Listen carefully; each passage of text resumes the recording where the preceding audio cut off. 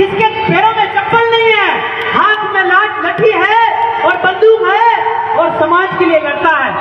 उनका एक ही मिशन, एक लक्ष्य और एक नारा था कि अगर जल जंगल जमीन की रक्षा करने के लिए, जुल्म और शोषण के खिलाफ लड़ने के लिए अगर हथियार उठाना भी पड़ता है तो ये एक धर्म है।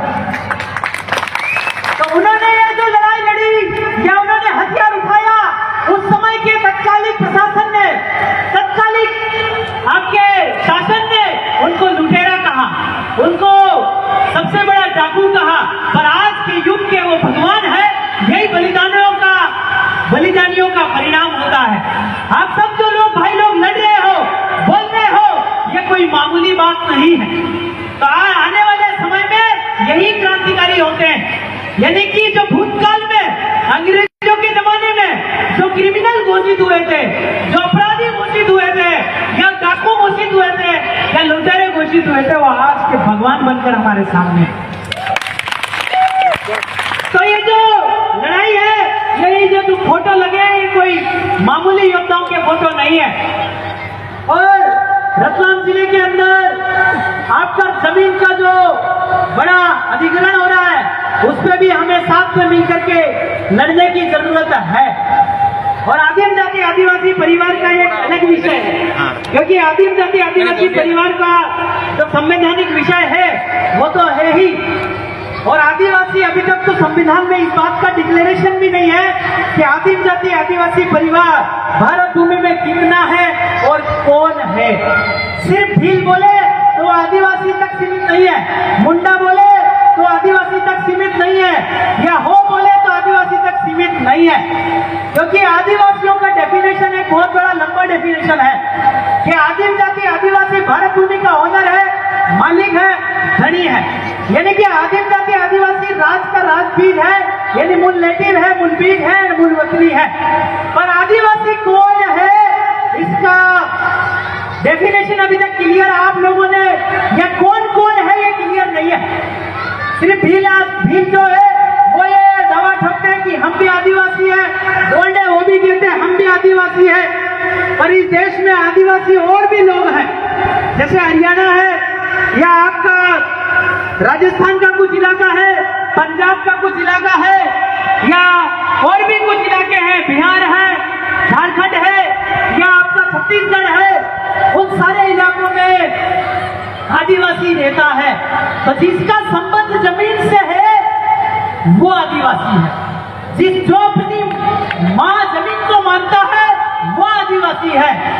तो आपका जो इंदिरा गांधी है, या जितेंद्र देसाई है, यशवंत मेहता है, बालाराम भगत हो, इन सब ने डिक्लेरेशन करके दिया कि आदिम जाति आदिवासी जो है वो भारत भूमि का ओनर है, मालिक है, एक धनी है। और बाहर से आपका बाकी का जो फैमिली है, आजकल का जो सरकार है, आज का जो सत्ता परिवार है, वो इसी बेस पे काम कर रहा है। एनआरसी ला रहा है, एनपीआर ला रहा है, आपका सीएए ला रहा है। तो ये कहीं ना कहीं, और इमिग्रेशन एक्ट भी आने वाला है। तो ये जो सरकार ही ला रही है, शासन ही ला रही है, तो ये जो तय सीमा और तय एग्रीमेंट के अनुसार ही भारत भूमि में ये सारा कार्य होता जा रहा है। उसमें सिर्फ हमारे को सावधानी ये रखनी है कि हमको इस पूरी प्रोसेस से बचना कैसे है, क्योंकि ये जो पूरी प्रोसेस है वो आपकी, किसके लिए मैं बता रहा हूँ, 7/12/8/52, 12/12, डिपार्टमेंट खाता, OIC, BOA, BC, British citizen, refugee, relief, immigrant, प्रवासी, गेस्ट और rest settler, tenant, swaraj, republic, लोकशाही, डेमोक्रेटिक, भारतीय नागरिक, फॉरेन पीपुल, मल्टी कलर्स के लिए, आदिम जाति आदिवासी के लिए नहीं। तो ये जो भारत में जितने भी घुसपैठियों के नाम से जो आंदोलन चल रहा है, यानी कि सरकार चला रही है, और ये बहुत बड़े स्तर पे होने वाला है। तो ये जो घुसपैठिया कौन है और कैसे है, कैसे भारत भूमि में पेपर कार्ड, बोलन कार्ड होते हुए रात को 12 बजे अपनी घरवाली छोड़ के, आपका भयभीत होके, पहला होके, आपका सप्त सिंधु नदी के किनारे डेरा डाला, वही लोग रिफ्यूजी है, रिलीफ है, गारंटेड है, बेरर है, भिखारी है। तो इन लोगों का पूरा जो वर्णन है, उन्हीं को ये जो देश से बाहर कर रहे हैं, उन्हीं किन्हीं को जिनका संबंध जमीन से नहीं है वही घुसपैठे हैं, जैसे बंगाल में हुआ, बिहार में हुआ, आपका और भी जगह अभी तो चेंज आने बाकी है। तो ये देश जो है एक तरीके से पूरी तरीके से अमेरिका की तरह काम कर रहा है। अमेरिका में जैसे इमिग्रेंट को बाहर करो, अमेरिका को ही देश में रखा जाए, वैसे ही आपका भारत में भी अभी यही प्रोसेस चल रही है। आदिम जाति आदिवासी परिवार और जितना भी जमीन से जो संबंध रखता है और जो अपनी माँ जमीन को मानता है, उनका सबके लिए ये मैं अपना संदेश देना चाहता हूँ कि आपके जो जितने भी कानून अभी फिलहाल में आ रहे हैं उसके लिए आपको सावधानी बरतना होगा।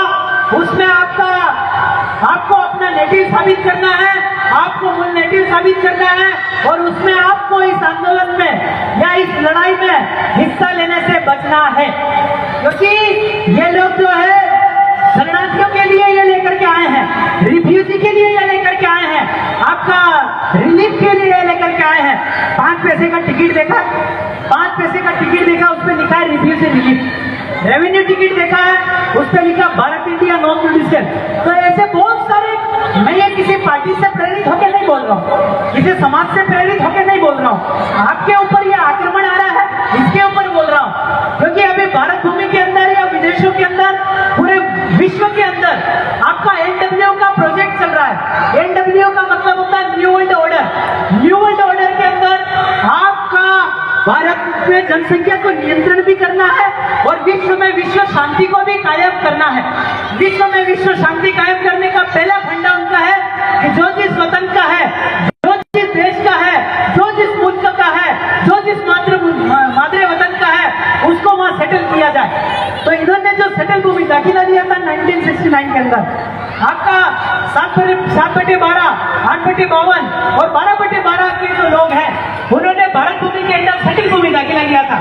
सेटल भूमि दाखिला का मतलब है खाता और खसरा लिया था। वो सेटल भूमि दाखिला 1969 के अंदर ओवर हो गया, यानी